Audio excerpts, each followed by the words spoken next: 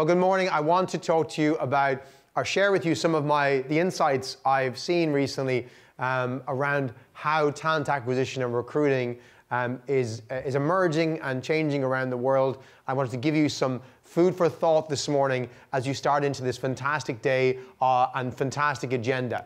So I am Johnny Campbell. I'm the CEO of a company called SocialTalent. We are the learning platform for hiring teams. We help hiring teams become more effective at how they work with talent, attract talent, and develop talent in their organizations. I wanted to talk to you this morning around the maturity of talent acquisition teams.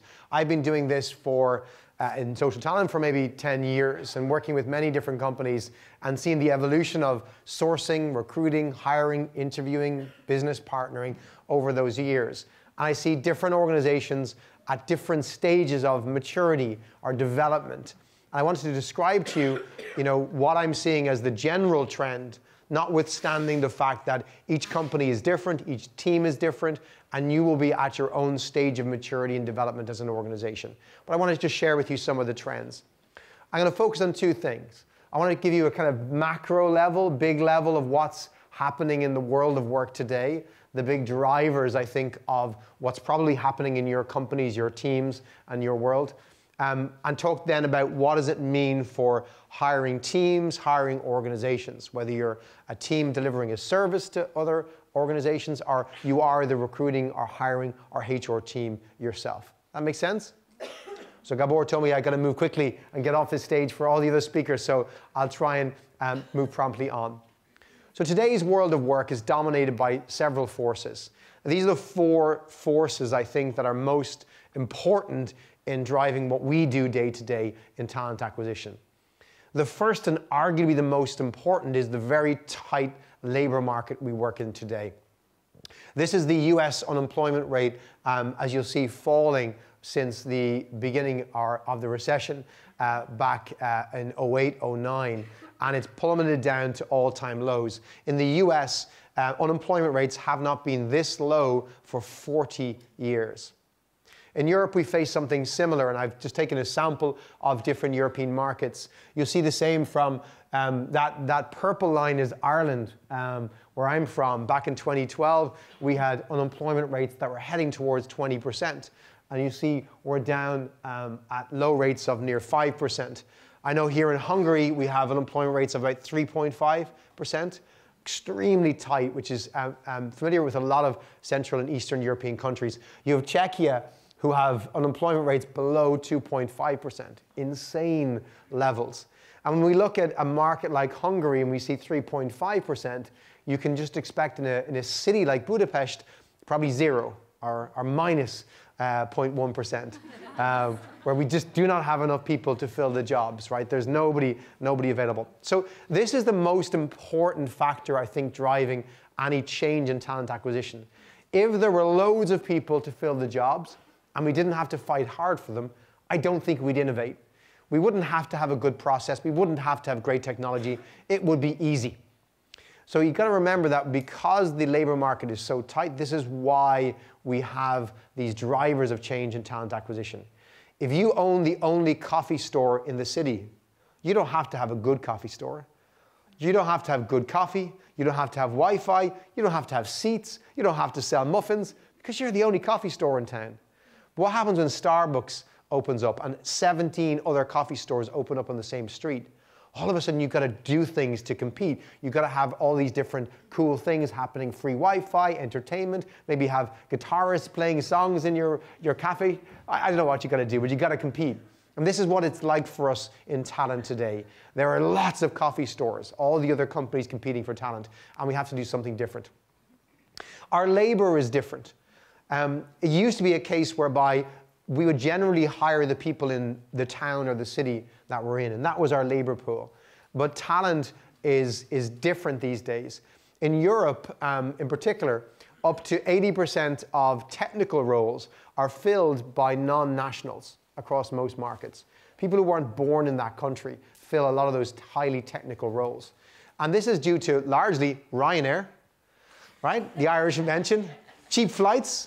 You can literally live in Madrid work in London 5 days a week and come home. Go on a Monday morning, come home on a Friday night. You'll earn UK wages and you'll spend it in Spain. That's a reality for people these days. Not for everybody, don't get me wrong, but you can do this. We have more flexibility in terms of borders, in terms of working environments, and it's just less expensive to get around. You also have people who aren't necessarily required to be in the same country as they are delivering a service to. I am an Irish company. We have a team of developers based in a small town called Ahol in Poland. And we work together collaboratively using software. We meet regularly. We don't need to be in the same city. My business partner, my co-founder, Vincent, lives in a different city in Ireland. He refuses to move from his city to where we all live, but it's okay because it works. And we live in this kind of world where labor is particularly mobile. Third element is the generational shifts we're seeing in the workforce. So we have arrived at the year where things change. I'm a Gen Xer. I'm 42 years of age. People like me used to talk about them, those Gen Y, Gen Z young people. 2020 is a turning point for the world. I am now the minority. Millennials now run the companies. Well, at least they do in terms of they're now the majority. The tipping point was 1st of January 2020, when more than half of the workforce for the first time ever were the millennials, the Gen Zs and Gen Ys. So now they talk about people like me as the old people, the people who didn't grow up with technology. And the differences are important because we're dealing with a generation that are now in charge and now are the majority. And for those individuals, and for most of you who are of that generation, you didn't grow up in a world of analog like I did. So when you grow up with an analog world as a young child, when things don't work in the today world, you're more accepting of that because you remember a time when we didn't have those efficiencies. If you've never known a world without the internet, you have no acceptance for those things because you've never had to live with those things. And that changes the expectation upon organizations and our workforce. And the fourth is this move towards what we call, in the recruiting world, candidate experience, and in the HR world, we call employee experience. And this is a focus on the centricity of the candidate and the employee, which is a big movement towards what we call employer experience, which is a whole shift in the whole relationship between an employer and an employee. It used to be that an employee would come to a workforce to do her job and then go home. But these days, the employer is expected to do so much more. I remember seeing an article before Christmas that LinkedIn published saying we need to talk about fertility in the workplace. I'm thinking, no, we don't. That's just, I'm uncomfortable with that being something that an employer has responsibility for. But increasingly in certain parts of the world where the public has lost faith in government to basically deliver certain services like healthcare, information, education, increasingly we turn towards our employer and we expect the employer to do those things for us. It's a very different relationship to what we've had in the past. So that experience of the employee has changed dramatically over the last number of years. So what does this mean for us in hiring organizations? So there are 6 core implications I want you to consider this morning as you listen to the rest of the day, the rest of our speakers here on this stage. 6 things that I think are things that we have to face up to, or you're probably already facing up to. So the first of those implications is that we need a more unified approach. No longer can we look at a country or city in isolation. We need to be more unified. So when you think about, hands up here who works for a multinational, an organization that has more than just the operations here in Hungary. So a lot of the room here. So if you think about the traditional approach, we had multiple different operations of a company. And traditionally, each country kind of did their own thing. You had a recruitment, a HR team, they came up with their own idea. They often had their own ATS or database, their own career site. But if I'm an employee and I'm sitting in the Czech Republic, I'm thinking, I'm 23 years of age, where will I work, what will I do? I might go to your website, and I'm actually kind of open to what country I work in. I'm flexible. I can work in a multitude of countries. I can travel. I can get Ryanair. I can move. And I go and I see I have to apply to 4 different career sites that all look completely different, that have a different process, that say different things about your organization. That's confusing. I don't really understand what's happening here. I don't accept the inefficiencies. And then right beside you is another company that looks just like you, that is unified, consistent, simple, slick, I'm going to go and spend my time applying to that company and not your company. We need a unified approach. It's not acceptable to say, well, we do it differently in this country than that country, because your candidates don't care. They don't have the time to deal with all of your internal politics. They just see you as a global brand. When somebody from your organization does something on Instagram in Singapore, that impacts their impression of you here in Hungary. And you don't get to control that. That's just a reality of the media world we live in today. You need one career site, you need a global hiring brand, you need one experience. Yes, you can have different local flavors of that. You'll have different legislation, etc. But when I present myself to your organization, I want to see you present yourself as a unified organization. There is only one Nestle, only one Unilever, only one Uber, only one Apple. I don't see it as Apple Hungary can do one thing and Apple France do something else. It's one company. The second is the consumer-like hiring experiences that we come to expect. So I want you to think of 3 different things, right? Amazon, Apple, and Domino's. I'm not talking about how they hire. I'm talking about their products. The device that unifies us all is this, the phone, yeah? Has everyone here got a smartphone? Of course you do, right? Everybody has a smartphone, apart from my 11-year-old. He's not getting one until he's 12, okay? But we live in a world, for example, with Amazon personalization. How many people here have ever purchased something on Amazon that wasn't what they searched for? It was a suggestion. Either it came up saying, people who buy this product also buy this, or it was suggested to you on your homepage. How many people have made a purchase like that? Based on the suggestion, not based on what you went to Amazon to search for. Okay, many of you have done this. We've all done this. You buy something that says, people like you also buy this. You go, oh, I need that. That's a great idea. I'll buy 2 of them. You buy that and they go, oh, this other thing, right? So we live in a world where sites like Amazon have driven an expectation that they understand us before we understand us, okay? So shopping experiences, you go online and it says, I think you'll like these new things. You're like, yeah, those new trainers are exactly what I want. It's different for every single person who logs in because they're personalizing it. Yet I go to your career site and you say, tell me what you want. I have to type in keywords. I have to pick down options. Increasingly, we will not tolerate such an experience. Many organizations work to fix the search experience. And search is important because some people want to search. But you should know me because Amazon know me, and Zalando know me, and Zara know me. So why doesn't this career site know me? Why do I have to tell them I'm an accountant? Why do I have to say I'm a manager? Why do I have to say I want to work in this city? Can't they just figure this stuff out like everybody else does on the web? That's the expectation we have these days. You don't compete with other career sites. You compete with other experiences on the phone. The second thing, you look at Apple Pay. I've got 4 boys. It's my eldest, my youngest is 1 year of age. So when I have the 4 boys out, I've got 2 5-year-olds, a 1-year-old, and an 11-year-old. And I'm in the supermarket. I'm in Tesco and I want to buy something.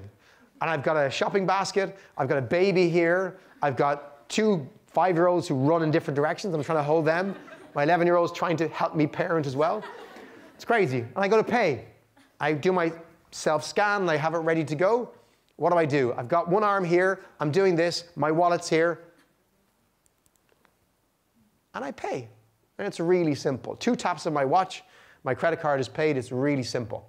The transaction is so simple. I remember last November searching for a t-shirt online. I wanted to buy a t-shirt, I like to buy t-shirts. And I found a t-shirt I loved on a site I'd never been on before. I said purchase. It said, want to use Apple Pay? I said yes. I clicked my top right-hand button of my phone twice. It was finished. I had paid for it, given it my delivery details, and it was all finished. And I'm like, whoa, that was amazing. Every other experience after that is crap to me. Now I go to your career site, and it says, give me your name, upload your CV, tell me where you want to work, fill in your phone number. I'm like, but I can go to Tesco and do that. I can go double tap and get something delivered to my house. What is this? Apple Pay, Google Pay, these types of experiences shift our perceptions of what the world looks like. And no longer will we accept the process on our career site. Third thing, I applied to a job in your organization. How can I track that? Can I see instantly where I'm at in your process without contacting your organization? Hands up who's got a system like that. This? these guys over here are a system like that. I was in Beijing 5 years ago with the Oracle recruitment team, and they showed me their app on WeChat. And when you apply to Oracle on WeChat in China 5 years ago, you applied on their WeChat channel, you sent in your CV and your details, it sent you back a unique number, and anytime you wanted, you could send that number to WeChat, and it would tell you your status based on their ATS, which was a pretty poor ATS, right? 5 years ago. I can ring and I can order a pizza for my family. We have pizza every Friday night in our family. It's our family treat. I order my pizza, my Domino's app. I don't know if you guys have a Domino's app. It shows me where my pizza is. It shows it going into the oven. It's out of the oven. It's on a bike. I can track the bike. So my small row of houses has a gate. I've got a buzz, and I can see when the driver's coming down the road, and I can buzz before he comes in. I can track my pizza, something I spend 15 euros on, all the way to my house. I want to move careers, something that's hugely important in my life, a massive emotional decision, and I apply to you, and I'm completely lost as to where I am in the process. If I can track my pizza, it's unacceptable that I can't track my application with your organization. Universal TA.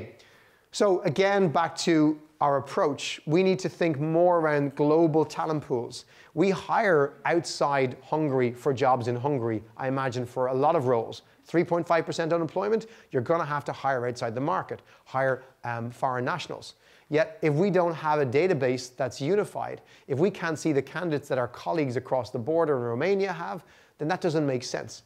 I work in a country that shares a border with the United Kingdom in Northern Ireland. We literally companies that on one side of the border, you've got a recruitment team who have a different recruitment team 20 miles away, and they cannot see the same candidates because we don't share the same database. It's insane.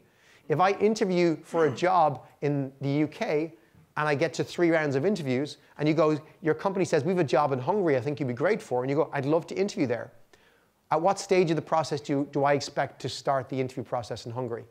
I've done 3 rounds of interviews in the UK. Where do I start in Hungary? Probably at the beginning, Adam, exactly, because you don't have the same hiring process and interview process. Is that a good experience? I've met with your people, you vetted me, you think I'm great, and I'm back to square one with your Hungarian team? No thanks, I'll move on to somebody else. You need to be agile. Teams need to be able to redeploy their resources. If it's quiet in Hungary and busy in France, can our Hungarian recruiters help the French team? If it's busy in Hungary because we're building a new shared service center, can some of the European colleagues who are quiet in July and August doing nothing in France and Germany, can they help us here in Hungary with some hiring? Probably not, because we're not structured that way. And partnership. Partnership is really important. We see this in terms of hiring is not something that recruiting do by themselves. Recruiting or hiring is a team sport. Recruiters are an excellent service providers, expert service provider in that, but we can't be order takers. We have to work with this team of HR, hiring managers, and ourselves to deliver to the business a really, really, really fantastic product. We have to basically give them insights. They're not the experts. They don't do hiring every day. They don't trust us unless we prove that we have expertise. And we need to partner with them to deliver on hiring. If we aren't aligned, if we don't truly work as partners, we cannot deliver the right service for the business. You have to have true partnership. It's extremely important in your process. And you have to have a holistic talent strategy. This morning we did a session with lots of talent leaders talking about the challenges they have in their businesses, how they need to basically change the skill set of what they're hiring for because there aren't enough people. They need to have more flexibility in the workforce. You have to have a more holistic talent strategy to do that. You can't just look at how do I find people and recruit them. I need to look at, can I retrain people? Can I upskill people? Can I have more flexible workplace practices as well? Companies like Accenture, Sodexo, Intel, King, Gilead, Amadeus, they are merging their talent acquisition, talent development, learning and development, D&I teams into one talent team where all of the teams solves the talent problem. Can we do a bit of internal mobility, hire some external people, do some retraining, upskilling, look at more diverse candidates? We've got to come together as a team and solve this problem, not just ask talent acquisition to hire more people. That is not the answer. And last but not least, we see a big trend in blue-collar working where convenience is trumping hourly wage. So transportation is the #1 issue for hourly workers, so factory workers, logistics workers. So You want more flexibility. You want flexibility in the times you choose to do your shift, for example. Amazon Flex was a big innovation in recruiting where teams in warehouses could pick their shifts automatically online. That flexibility opened up new members of the workforce for Amazon to hire on scale across North America. In places like India, security is super important for night shifts. You cannot get female candidates to go for night shift jobs unless you can solve the security issues and concerns that they have. And scheduling is a big issue in terms of hourly workers. Not more wages, but flexibility and scheduling and giving more options there. So these are the kind of 6 big implications that I wanted to leave you with here this morning before Gabor drags me across this stage and finish up. It's to have a more unified approach, to think about consumer-like hiring experiences, to be more universal in our approach to TA, to be truly partnering with the organization, having a much more holistic talent, not just talent acquisition strategy, and to think about, particularly around the blue-collar area, how convenience and flexibility is so important. The next 10 years, 2020 to 2030, I think is going to be one of the most exciting decades for talent. And that relationship between employer and employee is going to change forever. Because great people deserve to work for great companies. If you want to hire great people, you have to become a great organization first. Thank you.